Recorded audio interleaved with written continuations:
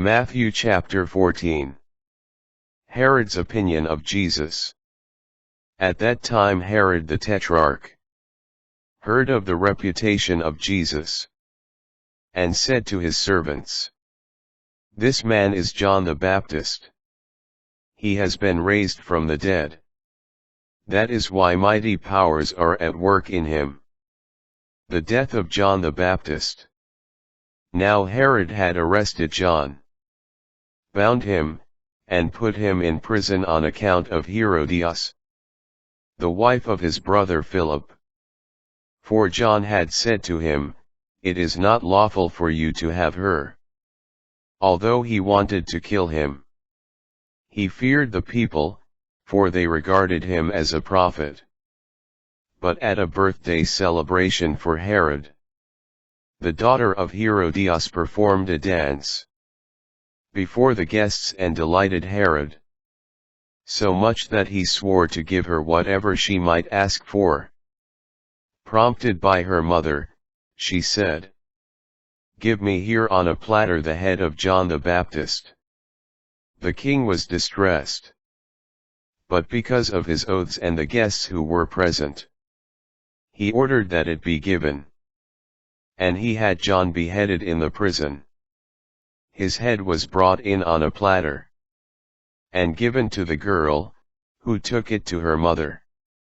His disciples came, and took away the corpse and buried him. And they went and told Jesus. The return of the 12 and the feeding of the 5,000.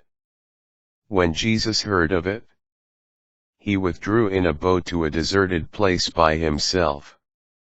The crowds heard of this, and followed him on foot from their towns. When he disembarked and saw the vast crowd, his heart was moved with pity for them, and he cured their sick.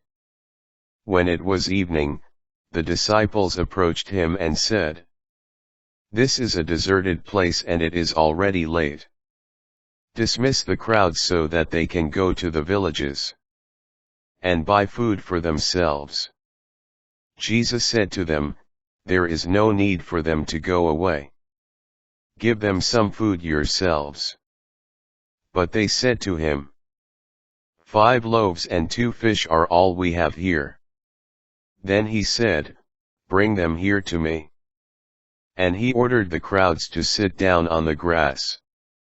Taking the 5 loaves and the 2 fish, and looking up to heaven, he said the blessing, broke the loaves, and gave them to the disciples, who in turn gave them to the crowds. They all ate and were satisfied. And they picked up the fragments left over, 12 wicker baskets full. Those who ate were about 5,000 men, not counting women and children. The walking on the water.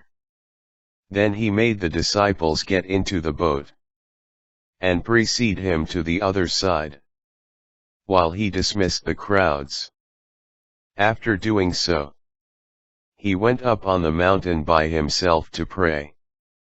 When it was evening he was there alone. Meanwhile the boat, already a few miles offshore, was being tossed about by the waves, for the wind was against it. During the 4th watch of the night, he came toward them, walking on the sea. When the disciples saw him walking on the sea, they were terrified. "It is a ghost," they said, and they cried out in fear. At once, Jesus spoke to them. "Take courage, it is I, do not be afraid."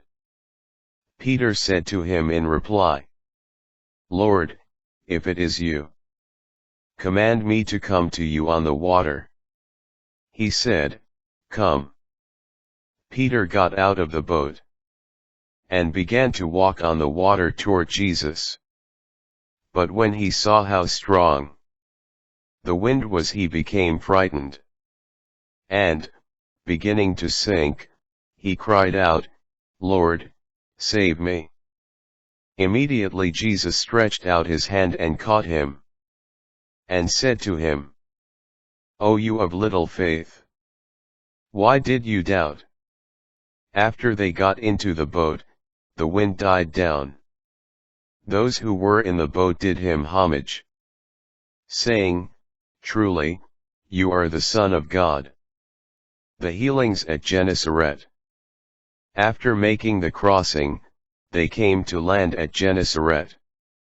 When the men of that place recognized him, they sent word to all the surrounding country. People brought to him all those who were sick, and begged him that they might touch only the tassel on his cloak. And as many as touched it were healed.